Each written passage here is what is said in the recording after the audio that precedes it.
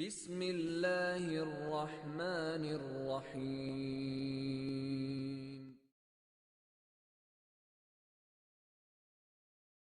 You have to look at the whole Quran and the Sunnah to understand it. You cannot come to one single line and say this is what Islam is based on. So what is Islam based on? First of all, marriage is important in Islam. You have to take care of this institution because you have children coming out of it. It's a life. A woman who is divorced has difficulty getting married again. Maybe a man can marry easily, but it's difficult. The supply is far greater than the demand. And this is noticeable and common sense. Now, I have a problem with my wife. And I am assuming she's the aggressor. Because if I'm the aggressor, I have no right even to advise her. I'm the aggressor. I have no right to abandon her. I'm the aggressor. So the ayah, the verse is referring to a situation where the woman is the aggressor and she is not complying, she is not obedient, she doesn't want life to go on. Islam tells you, advise her. And then abandon her in bed. Do not have any intimacy. And if she does not comply and you think that by spanking her she will go back to the track and she will listen, then do so. One says, Sheikh, yesterday I beat my wife. Why? He said, I gave her advice for a couple of minutes and I abandoned her in bed for 10 minutes and then I beat the hell out of her. I said, you're not a Muslim? A proper Muslim? No. You should advise her for a week, for 2 weeks, for 3 weeks. Keep on preaching her. This is haram. What you're doing is haram. Allah is not happy with you. This doesn't work. Abandon her in bed. Don't leave the house. Don't kick her out. Don't send her to her family. You're both in the same house. You're both in the same bedroom. But give her your back. Don't look at her or give her any kind of feeling that you're attracted to her. The wife will say, Alhamdulillah, I hope he stays like this for a whole year. One month, it may affect her. If this does not help, I did all what I can do, then Islam tells you it's permissible to spank her. Okay, put on your boxing gloves and let's start training. No. How do I beat her? The Prophet said, do not leave a mark. Do not break a bone. Do not shed blood.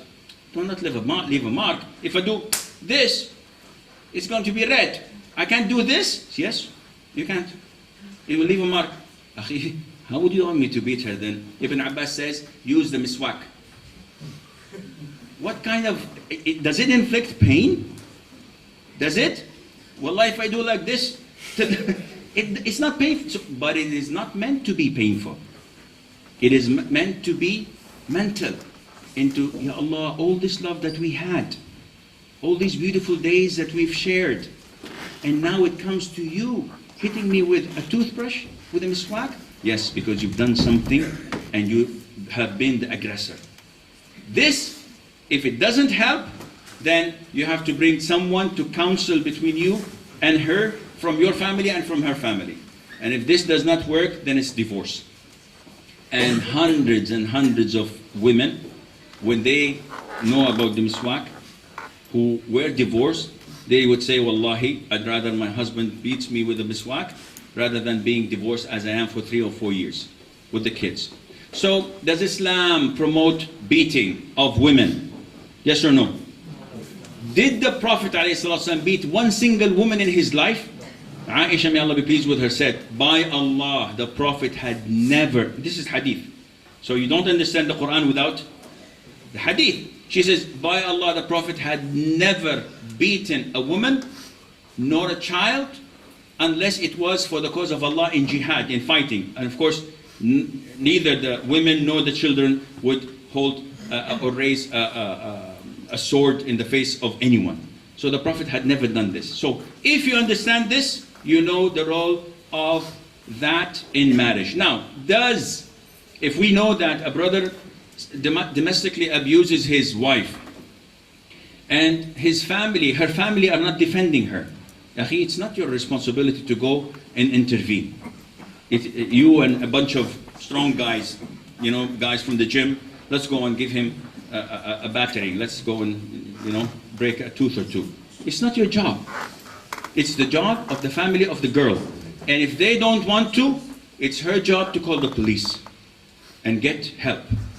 But you coming out from outside and you're not related neither to the man and to the girl, and you want to become a law enforcer, this is not permissible in Islam, and it's not even logical. No one would accept this, and Allah knows best.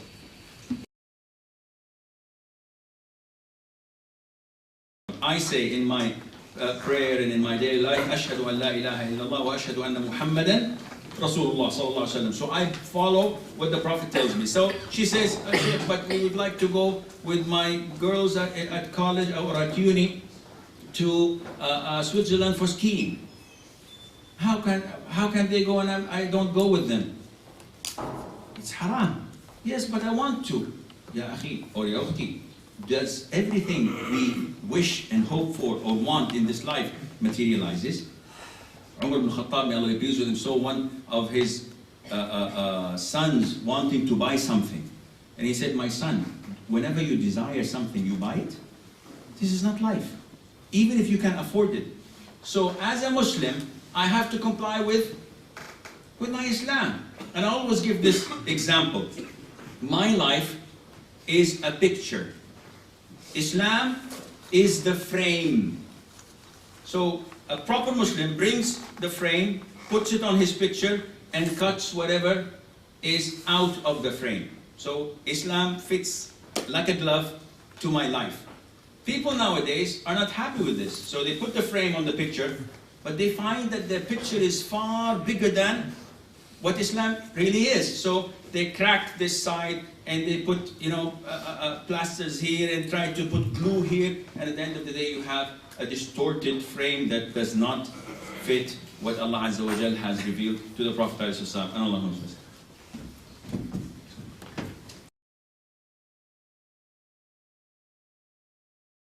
Does women have to wear abaya? What is abaya?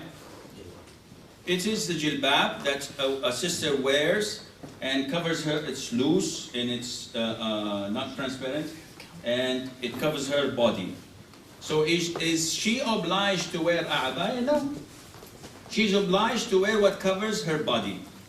But if she wears a tight shirt, as I've seen some of the sisters wearing really tight, real tight, no abaya, nothing, just a shirt and a skirt, and sometimes not a skirt, a trouser. But she covers her head, alhamdulillah, Zallah khair. Come on, what is this? This is not what Islam promotes. Islam promotes that you cover your whole body so that to protect you. This is not because Islam hates beauty. Islam adores beauty. A Prophet ﷺ said, Allahu jamilun yuhibbul jamal. Allah is beautiful and loves beauty. But what kind of beauty does Allah love? Does Allah love a beauty of a woman in a bikini? Definitely not. This is something too revealing and un-Islamic, and Allah Azza wa Jalla abhors this. But Allah Azza wa Jalla loves the beauty of Iman, and He loves a woman to be beautiful to her mahrams. There's no problem in that, but exposing herself in such a fashion to those who are not lawful for her is not permissible in Islam. So she's allowed to wear whatever covers her body properly. And this can be a jilbab, this can be a abaya, this can be a trench coat that is quite loose and is not showing her figure, etc. Can she show her feet outside of salah? Definitely not. And the consensus of scholars is that she has to cover her feet when she is traveling, when she is in the presence of non-mahram men. Because it reveals a lot. In salah, it's an issue of dispute among scholars, whether it's permissible or not. Some scholars say that it is permissible, providing that it does not put a limit to it. Is it to the ankle or half of the leg? Or can she wear a Chanel and pray in that? Or is it okay up to the knee? Where is the limit? No scholars give us the limit, but Shaykh al-Islam ibn Taymiyyah, may Allah have mercy on his soul, said that it is permissible for her when she's at her house and no non-mahram are present, it is permissible for her to pray with her feet exposed. Some scholars say no, this is not permissible. She has to cover her feet, but the sole of her foot is permissible when she prostrates. This is permissible because this is something that is negligible. But the what do you call this? The face of her foot? I don't know.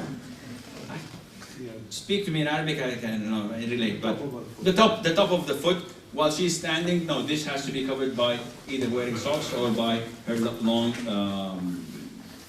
dress.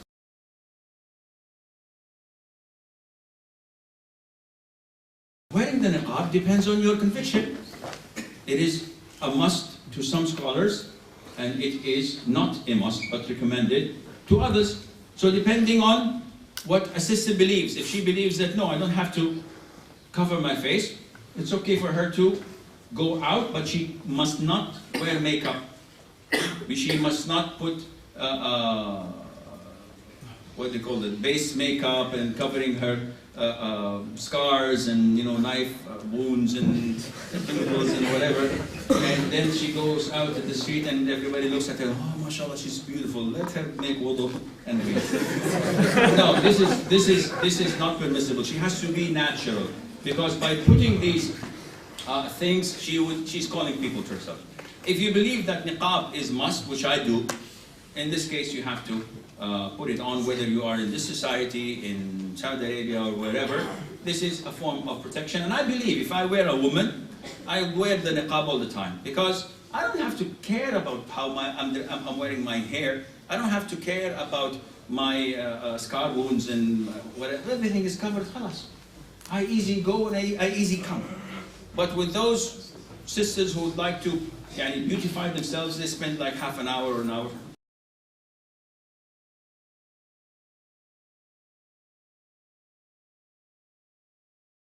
Well, this facial expression stuff is, wallahi, too much.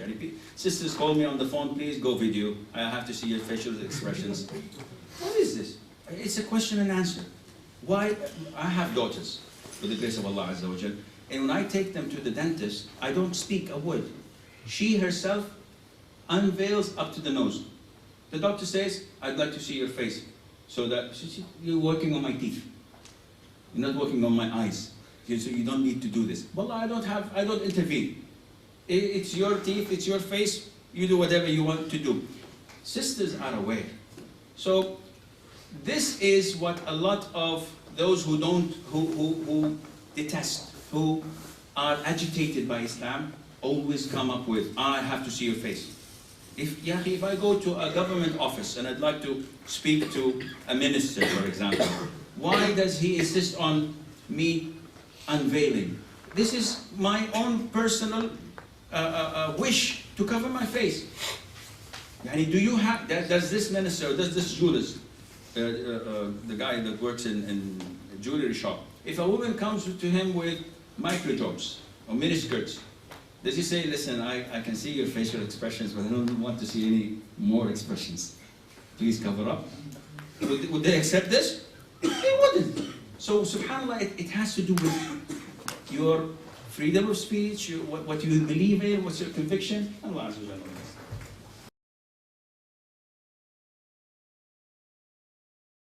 The brother is asking, is it permissible to have friends with the opposite sex? And the answer is no.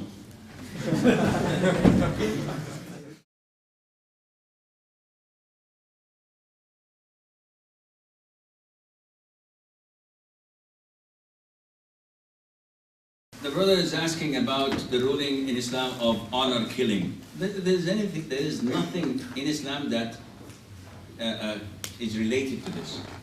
This is not even tribal. In Saudi Arabia, where I come from, we don't have this. Of course, no one congratulates his daughter, mashallah, you had a relationship, mashallah, habibi. This is not something accepted, but there is nothing as such as honor killing. It is found in few countries only, and whoever does this, I give him the tiding of hell. If you kill your daughter because she went out with her boyfriend, this is disgraceful, this is un-Islamic, this is sinful. By killing her, mashallah, you go to hell from the widest gates. So think twice. Who cares what the people say, as long as I'm going to hell? The hell with the people, with all due respect. I don't care about them talking about my honor. I care about whether I'm going to end up in paradise or in hell. So there is nothing related in Islam as honor killing. If someone kills your father, if someone kills your brother, if someone kills your loved one in front of you, Islam does not give you the permission to react and take or make justice with your own hand. If you do, you're in hell. If you do, I'm avenging my brother. He killed my father in front of me. I'm going to kill him. If you do, you go to hell. You have to report this, and law has to prevail. So there is, I read this sometimes, and I am saddened by those who do it. They're not related to Islam. And if you look into their families, you'll find that they are far, far away from practicing. So why attach it to Islam? This is unfair and unjust, and Allah knows.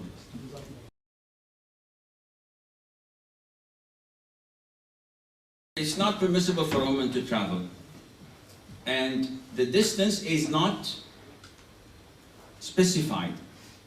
Meaning that it is not 70 kilometers and below this is okay, more than that is not okay. It is what's considered to be traveling. So we are in Sheffield. If a sister wants to meet her husband in London, the people of Sheffield, when they go to London, do they shorten prayer? This is traveling. But if a sister in East London wants to go to West London, it might take an hour and a half, probably with a traffic jam or something more or less. Is this traveling? No. So if she's taking the tube, the coach, if she is with another sister in a cab, this is halal. What is not halal is to travel, and whatever is considered in a city to be traveling to another city, this is haram for her to travel without a mahram. What if she's going to study abroad like ilm for Islam? Wallah ya akhi, studying abroad for ilm, yani obey Allah. Now if a sister says, listen, I got a scholarship in Jami'at al-Imam in Riyadh, or in so-and-so Jami'ah in Al-Azhar, or in this country, I'll be accompanied by my mahram. And he will take me to that campus. The campus is all females. I'm being taken care of. I cannot travel or leave or do this or that. I'm always attended with food, with all my necessities. This case is halal. But for her to go to a university and somewhere else in Saudi or wherever, and then travel from one place to the other, and she goes and gets her own groceries, and she has no mahram in that country. No, this is not a problem. Allah knows. As for the question of the foundation on the face, if this is among mahrams and other females, yes, it's completely permissible.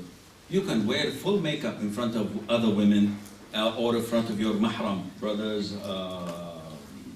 father, not cousins, huh? Not brothers-in-law. Your brother-in-law is not your mahram. He's a complete stranger to you.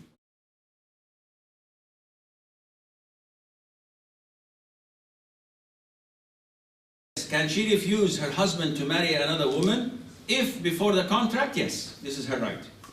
So if someone proposes to you and you say, okay, I'm willing, but I put it as a condition that you may not marry a second wife. And if you do, then I have the right to call it off. This is your right. But if you're already married and he wants to get married to another woman, you have no say in it. You can't influence it. No man would go and ask the permission for his first wife and etc. to agree. It is painful. Us men think it's, what is it, well, another wife. But I usually talk to my wife like this and I say, if I get married again, you'll have 24 hours for yourself. You don't have to wear makeup. You don't have to take care of the house. You don't have to cook 3 meals. And I think that this is the most important thing in my life. I don't work. To them, it's a different story altogether. It is not part of the marriage constitution that you seek the permission of your first wife, or second wife, or third wife, you want to get married to another one. However, it is highly advisable if you want to do it to inform them, not like lots of the brothers come after 10, 20 years of marriage and say, well, this is my 18 years old boy from my secret marriage. This is bad. This is cheating. This is not good. I would not say it's haram, but this is not how a wife and a man should have their communication together. If you want to get married, a man can get married for a number of reasons, and I can spell it out in no time. But it's his right. Allah gave him this right. Usually, no one does it for the sake of, mashallah, how many wives you have? I have two. Mashallah, you're the man. It's not like this. It's not. I have two wives, alhamdulillah. My second wife I married 23 years ago. And if I show you my head, you could see the high heel traces on that. It's not an easy thing to do. And it's difficult. And not only that, I'm always intimidated that I will go to hell if I'm not fair to them. So every time I think twice before buying something or giving something. You have to care about their feelings. If you start talking on the phone and she's next to you, how is it you balance between answering her and taking care of her feelings? It is a headache, but it is something you have to do. When you have to do it, you have to do it. So I would say, clearly Islamically, it is not part of the responsibility of a man to seek the permission of his first wife before getting married in Allah.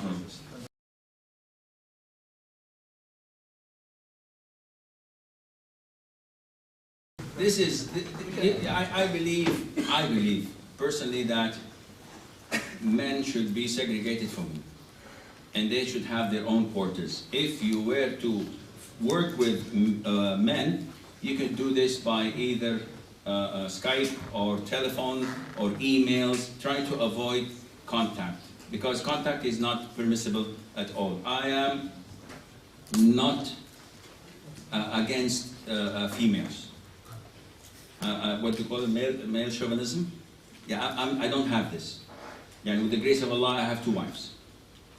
So I'm completely with the sisters. I have 13 girls, no boys. So I don't know how to treat boys. All around me I see is girls. I love my daughters. I have 4 of them married, alhamdulillah, 6 grandchildren. 4 of them are girls also. So I'm swimming in an ocean of oxygen. So don't you ever think that I have anything against my daughters or my wives. But by Allah, I care for them more than I care for myself. Not because they are my honor, because I love them, I cherish them, and I try to apply whatever is in the Quran and Sunnah to them, because I know this is the best for them. Allah Azza wa Jal knows best.